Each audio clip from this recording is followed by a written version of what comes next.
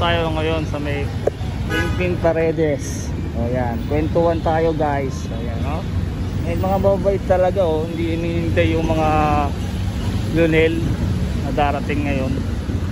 Tinatapong ka agad. Yung basura nagkakalat sa ganyan eh. Wala talagang disiplina ng mga tao. Wala. Pareho. Sinabing bawal magtapon dito, pinipilit pa rin magtapon. So yan po, ito po yung sitwasyon ngayon dito sa may Pimpin Paredes. At maulan po ang panahon ngayon dahil may papasok po na bagyo.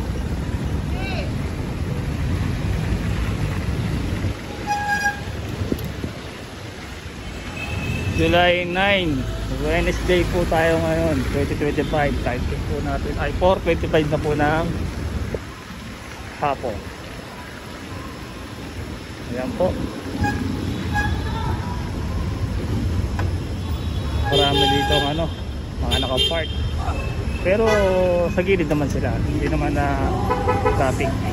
Pansinin nyo nga ganyan guys, so wala na mga basura na bundok-bundok ngayon. Dati dito tambak yung dyan, basura dyan. Ngayon wala na mga basura. Success ang ating Yorme Isko Moreno.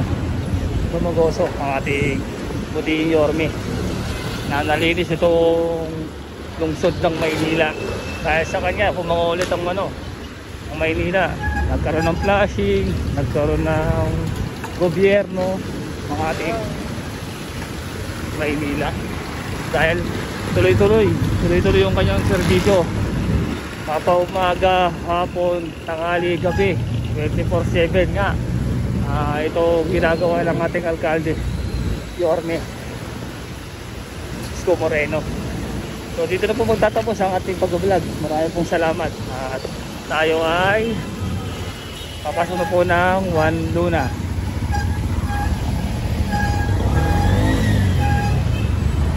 Next vlog po natin yung punta tayo ng Mabini. Kaya kamustahin naman natin yung Mabini. Basta update lang tayo sa mga lugar-lugar. Sa ngayon tayo ay nag-update sa mga lugar, sa mga lansangan. Kamusta na? Ganun pa rin. Marami kayong pinagbago. Ito mo, dito magtatapos ang ating vlog. Salamat. Kaya nyo yung vlog natin dito sa may Juan Luna guys, ha? Abangan nyo. Okay guys, dito tayo ngayon sa may Umping, Manila. Update lang natin itong magandang lugar na to.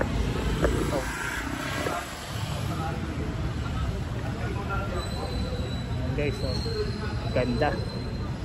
Dito tayo ngayon sa may lugar, mga inchik. Dito laging may mahabang pila. Ito lang tayo guys, update lang tayo sa mga lugar ng Maynila. Wala muna tayong vlog ngayon sa mga clearing. Ganto muna tayo guys.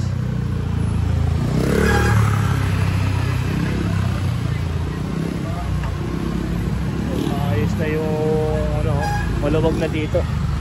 Hindi na tulad dati, yung maraming vendor. Tapos yung mga paligid, dati akala mo maraming kalat. Ngayon wala ka na makikitang kalat maliwanag dito kapag gabi dahil maraming sobrang ilaw.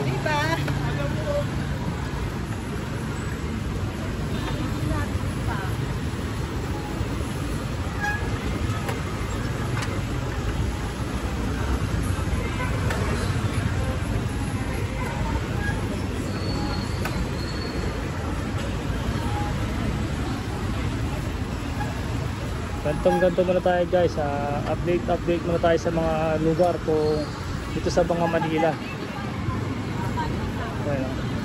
Bakit tayo ng tulay, kaya may mga vendor dito na maayos naman ang kanilang mga nasa gilid lang naman sila.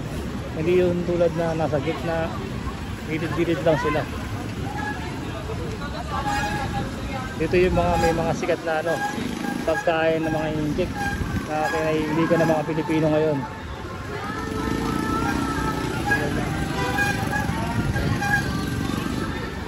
Ito yung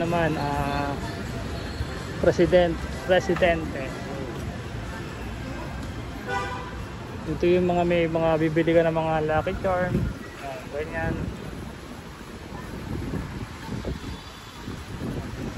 Ito madalas nag-ano. Ito naman yung sa may estero, kainan. Yan o, bababa ka dyan, dyan yun.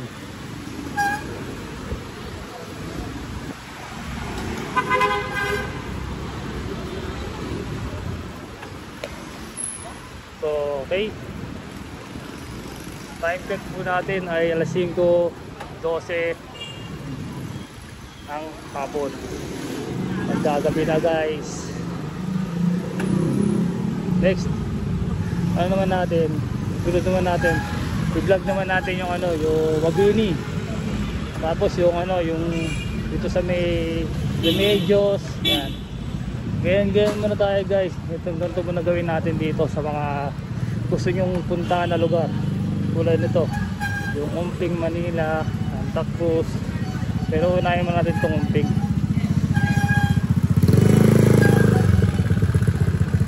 Mahilig sa mga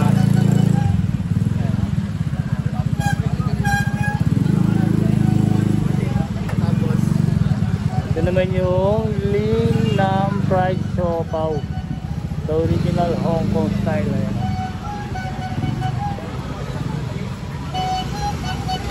Yung pinaka mahabang pila,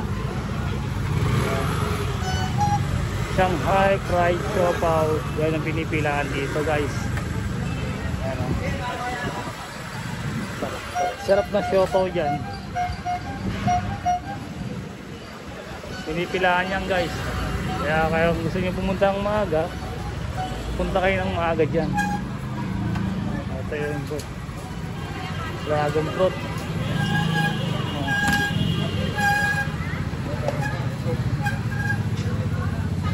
Doon kamote. Yun na guys, nabutan tayo ng ulan. Masapalap dito, umuulan na.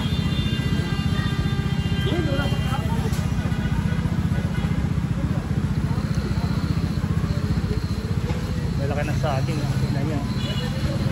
Yan ang taka dito eh. Pinabot tayo ng ulan, wisit.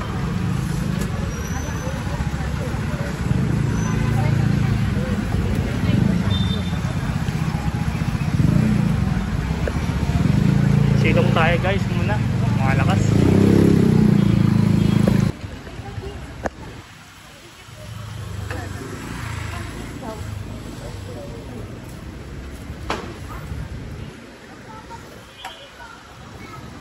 Taas.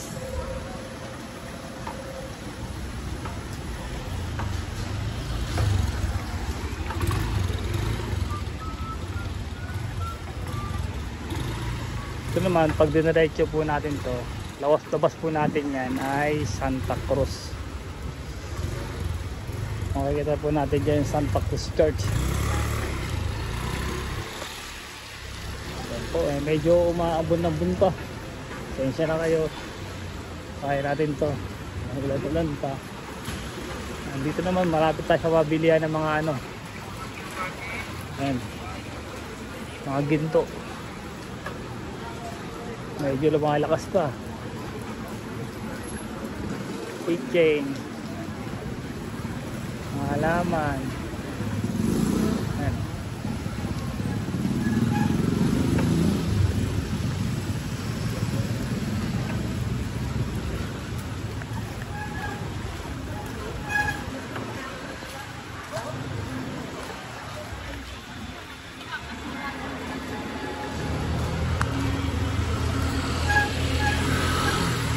Malakas guys. So pag dito naman, pag pinalawa mo to, dito yung sikat na Delicious ba yun? Ayun, Delicious oh.